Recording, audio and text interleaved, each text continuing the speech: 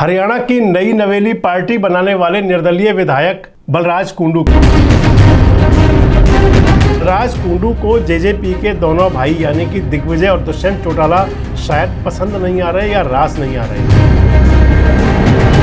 बलराज कुंडू साहब कह रहे हैं कि अब इनका मैं परमानेंट इलाज करवाऊंगा। परमानेंट इलाज करेंगे, ये मैं वादा करता हूं आपसे। दोस्तों नमस्कार, मैं संजय मग्गू और मौजूद हैं देश रोजाना के डिजिटल मीडिया प्लेटफॉर्म पर। रात के 9 बज चुके हैं और ये समय प्राइम टाइम का है। प्राइम टाइम में जिन खबरों पर आपसे चर्चा करेंगे उनमें मुख्य है कि हरियाणा की राजनीति, जहां आरोप और प्रत्यारोप का दौर है कि थमता नहीं, एक दूसरे पर छींटाकशी और एक दूसरे की टांग खिंचाई जैसे हरियाणा की राजनीति के अंदर तो खासकर समाया हुआ है। वैसे तो राजनीति हरियाणा की हो या देश की हो, अब इंडिया गठबंधन को ही लें, जिसके कि पंजाब के अंदर आम आदमी पार्टी के जो नेता हैं आजकल वो पीछे पड़ गए थे कांग्रेस के विधायक खेरा साहब के। खेरा को गिरफ्तार आखिर करा ही दिया। इसके साथ साथ बात करेंगे देश और प्रदेश की राजनीति की, क्योंकि चुनावी समय नज़दीक आ चुका है और इस समय सियासत बातें ज़रूर होंगी। बात कुछ अन्य मुद्दों की भी करेंगे जो आपके लिए जानना बहुत ज़रूरी है। तो प्राइम टाइम में इन सब खबरों पर आपसे चर्चा करेंगे, लेकिन पहले एक नज़र आज की सुर्खियों पर। केंद्रीय गृह मंत्री अमित शाह का 1 अक्टूबर को भोपाल दौरा होगा। बीजेपी की दूसरी लिस्ट जारी होने के बाद संगठन की नब्ज टटोलेंगे शाह। जेडीयू के बिहार अध्यक्ष ललन सिंह का एक बड़ा बयान सामने आया है, जिसमें उन्होंने कहा है कि नीतीश कुमार अब 7 जन्म तक बीजेपी की तरफ नहीं देखेंगे। दिल्ली में पुरानी शराब नीति को 6 महीने का एक्सटेंशन मिला है। सरकारी स्वामित्व में ही होगा ठेकों का संचालन। पंजाब पुलिस का बड़ा एक्शन, कांग्रेस विधायक सुखपाल खेरा गिरफ्तार, एनडीपीएस एक्ट में उनके खिलाफ की गई कार्रवाई। अयोध्या में दीपोत्सव पर राष्ट्रपति द्रौपदी मुर्मू हो सकती हैं शामिल, यूपी सरकार ने किया है उन्हें आमंत्रित। किसान यूनियन का आज से पंजाब और हरियाणा में 3 दिन का रेल रोको अभियान। एशियन गेम्स में भारत का धमाकेदार प्रदर्शन जारी, 10 मीटर एयर पिस्टल में भी जीता गोल्ड। तो प्राइम टाइम में सबसे पहले बात करते हैं हरियाणा की नई नवेली पार्टी बनाने वाले निर्दलीय विधायक बलराज कुंडू की। महम के निर्दलीय विधायक बलराज कुंडू को जेजेपी के दोनों भाई यानी कि दिग्विजय और दुष्यंत चौटाला शायद पसंद नहीं आ रहे या रास नहीं आ रहे। दुष्यंत और दिग्विजय दोनों पर निशाना साधते हुए बलराज कुंडू साहब कह रहे हैं कि अब इनका मैं परमानेंट इलाज करवाऊंगा। बलराज कुंडू ने चौटाला बंधुओं पर यानी कि दिग्विजय और दुष्यंत पर कटाक्ष करते हुए कहा कि राजस्थान में मुख्यमंत्री बनने गए हैं, मैं भी वहाँ जाऊँगा तो मैं इन्हें पीएम बनाकर आऊँगा। इसके साथ साथ बलराज कुंडू ने यह भी कहा कि दोनों राजकुमार अनपढ़ हैं, ना ही लोकसभा और ना ही विधानसभा में उनकी कोई सीट आएगी। सुनिए बलराज कुंडू कह क्या रहे हैं आखिर। और मैं भी जाऊंगा राजस्थान में, जो है ना, मेरा भी प्लानिंग है, मैं पूरा प्रचार करने जाऊंगा। आप देखेंगे उनका जो है ना, उनको सीएम नहीं, उनको तो पीएम बना के वहाँ से भेजेंगे राजस्थान के लोगों की बार, उनका परमानेंट इलाज करेंगे, ये मैं वादा करता हूँ। तो आप मान लें कि जो बलराज कुंडू हैं पिछले काफ़ी समय से बहुत सक्रिय हैं, बीजेपी के अंदर हुआ करते थे, बीजेपी से विधानसभा के टिकट मांगते थे, विधानसभा का टिकट नहीं मिला तो महम से निर्दलीय चुनाव लड़ा, निर्दलीय चुनाव लड़कर विधायक बन गए। विधायक बनकर सबसे पहले तो समर्थन दिया मनोहर लाल की हरियाणा सरकार को। मनोहर लाल के नेतृत्व में बनी जेजेपी बीजेपी गठबंधन की सरकार को बलराज कुंडू ने सबसे पहले समर्थन तो दे दिया था। यानी कि जब निर्दलीय विधायकों ने समर्थन देने की बात आई थी तो उसमें बलराज कुंडू भी शामिल थे। लेकिन कुछ दिन बाद ही बलराज कुंडू साहब का वहाँ मन लगना कम हुआ और धीरे धीरे साइड हो गए। मनीष ग्रोवर पर कई निशाने साधे। मनीष ग्रोवर यानी कि जो रोहतक वाले पूर्व विधायक हैं, पूर्व मंत्री हैं, आजकल बीजेपी के प्रदेश उपाध्यक्ष हैं। मनीष ग्रोवर पर कई निशाने साधते हुए बलराज कुंडू उन पर आरोप लगाया करते थे। अब वहाँ से चले तो उसके बाद में सीधे आरोप लगाने शुरू किए मुख्यमंत्री पर। विधानसभा में भी बोलते थे, खुद ठेकेदारी करते थे तो रडार पर आ गए सरकारी जांच एजेंसियों की। एफआईआर भी दर्ज हुई, रेड भी पड़ी और उन सब का दोष दिया सरकार पर।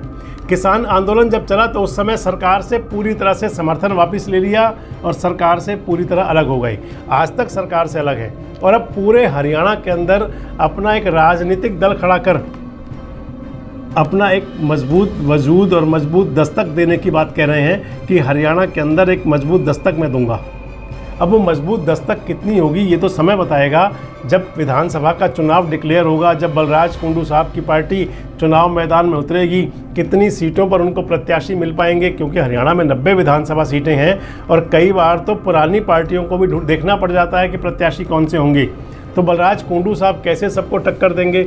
अब इस सबसे हटकर के अब कुंडू साहब का ये नया रूप सामने आया है जब उन्होंने जननायक जनता पार्टी के नेताओं को निशाना साधा है।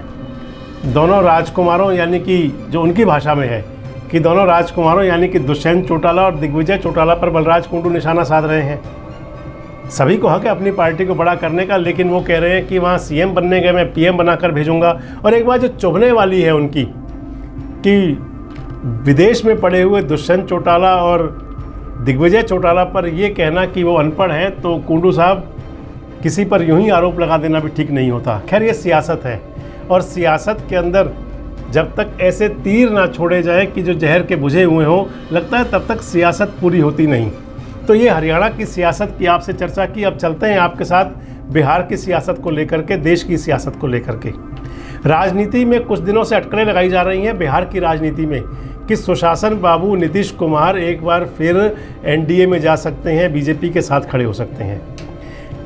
कारण भी उसके पीछे है कि 25 सितंबर को हरियाणा में रैली थी ताऊ देवीलाल जयंती की, नीतीश बाबू वहाँ नहीं आए और दीनदयाल उपाध्याय जी की जयंती के कार्यक्रम में शामिल हुए बिहार में।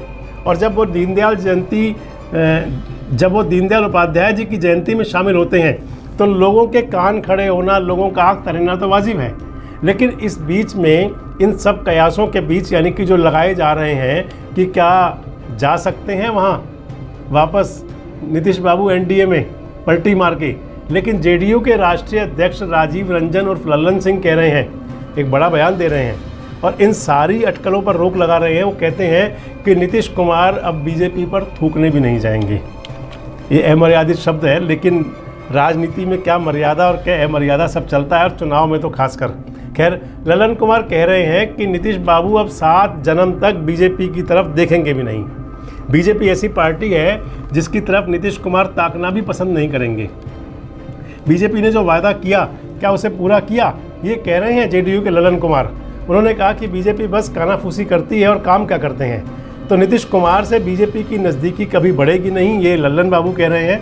ये नहीं बता रहे कि जब एक बार महागठबंधन में सरकार बनाई थी नीतीश बाबू ने तो आखिर बीजेपी की तरफ झांकने क्यों गए थे। खैर ये राजनीति है और राजनीति में जो उबाल आ रहा है वो बहुत तेज़ है। उबाल राष्ट्रीय जनता दल की राजनीति में भी है। राष्ट्रीय जनता दल के सांसद मनोज झा ने एक संसद में जो बयान दिया था, जो उन्होंने कहा था महिला आरक्षण पर लेकर, उसकी लपटें पूरे बिहार में फैली हुई हैं। उन्होंने संसद में कहा था कि अपने अंदर के ठाकुर को मारने की ज़रूरत है। उन्होंने ओम प्रकाश वाल्मीकि की कविता भी सुनाई थी।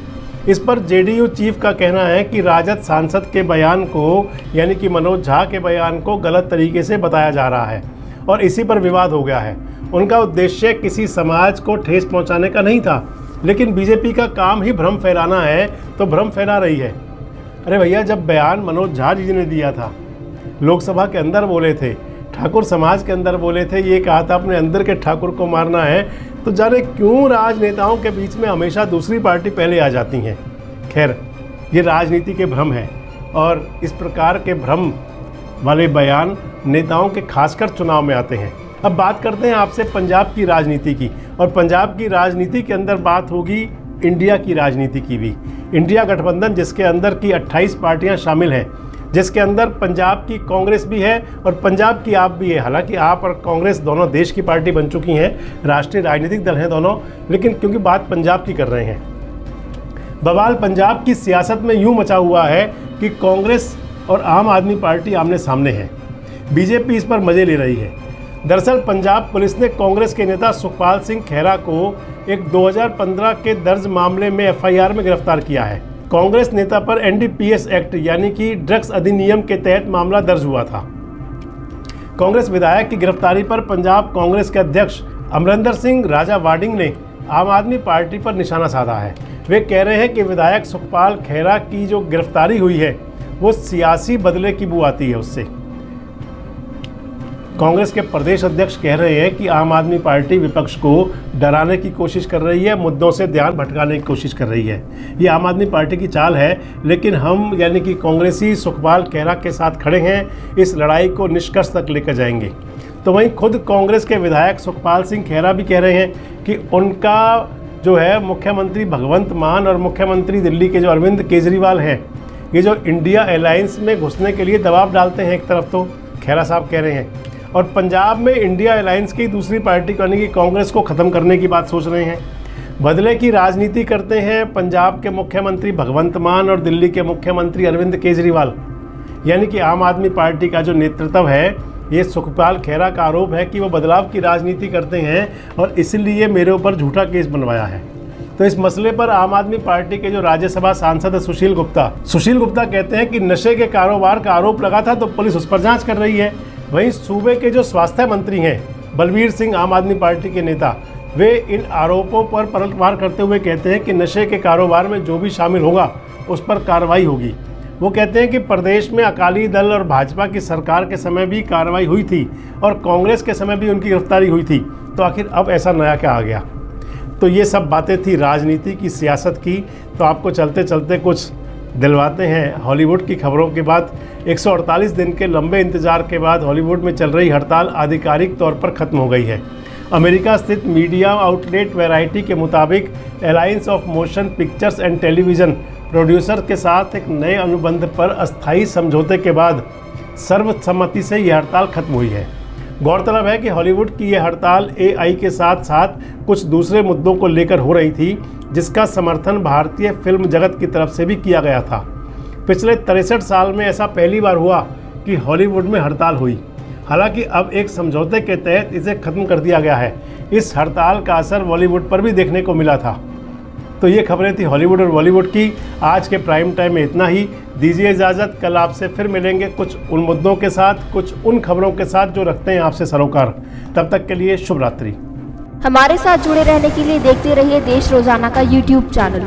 सब्सक्राइब कीजिए, साथ ही देश रोजाना की खबरें सबसे पहले देखने के लिए प्रेस कीजिए बेल आइकन।